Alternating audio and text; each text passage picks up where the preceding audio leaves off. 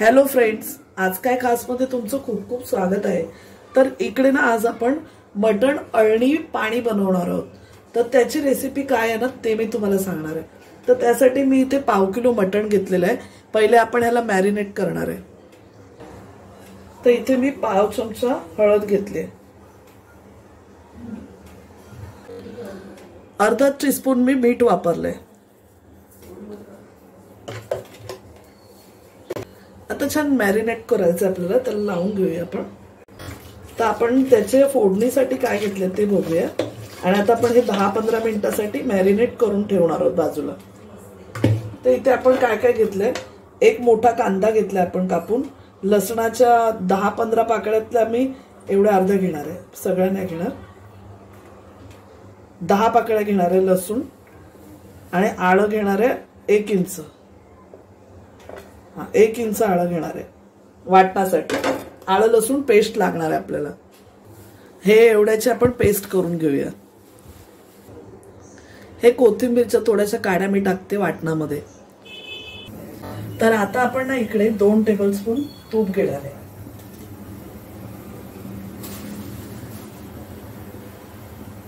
एक टीस्पून आपण जिरा टाकला इथे,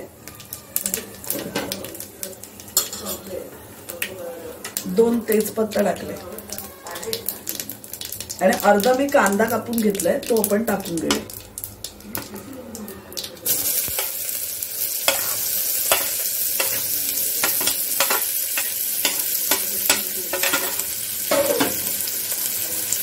तर इथे मी ना 4 लवंग घेतल्यात, या मला 5 काळी मिरी घेतल्यात,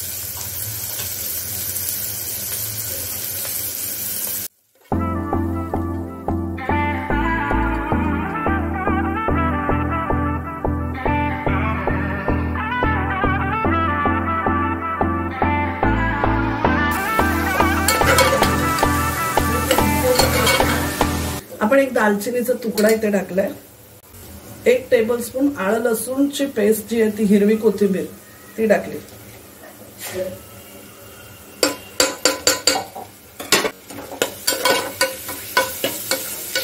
आणि आता जे मॅरिनेट केलेलं ना आपण चिकन, ते मटण जे मॅरिनेट करून ठेवलं ते आपण टाकणार आहोत ह्याच्यात। हे बघा,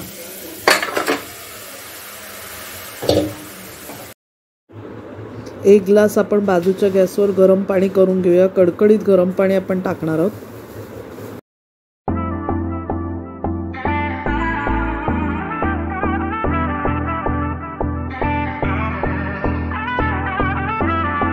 माझ्याकडे पहिलेचा सुद्धा मटण स्टॉक होता, तोही मी आत टाकणार आहे, आणि आता नवीन सुद्धा बनवणार आहे। 2 मिनिट आपण झाकण देऊया यावर।